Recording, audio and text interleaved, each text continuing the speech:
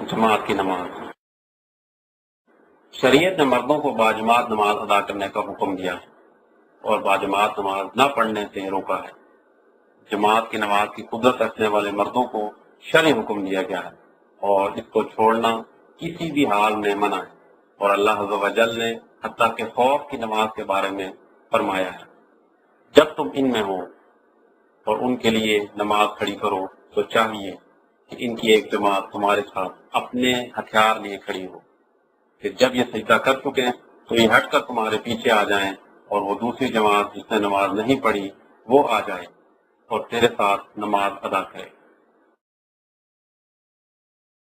آپ صلی اللہ علیہ وسلم نے ان لوگوں کو جلانے کا ارادہ کیا جو باجماعت نماز میں حاضر نہ ہوتے تھے۔ حضرت ابو ہریرہ رضی اللہ عنہ فرماتے ہیں، رسول اللہ صلی اللہ علیہ وسلم نے فرمایا، بے شک منافقین پر زیادہ بوجھ والی نماز عشاء کی اور فجر کی ہے، اگر وہ ان کے اجر کو جان لیں تو ان کی طرف گھٹنوں کے بل رینگتے ہوئے چلے آئیں۔ میں نے ارادہ کیا کہ میں نماز کا حکم دوں، وہ کھڑی کر دی جائے، پھر کسی آدمی کو حکم دوں کہ وہ لوگوں کو نماز پڑھائے، میں چلوں اور میرے ساتھ ایسے آدمی ہوں کہ ان کے پاس لکڑیوں کا گٹھا ہو،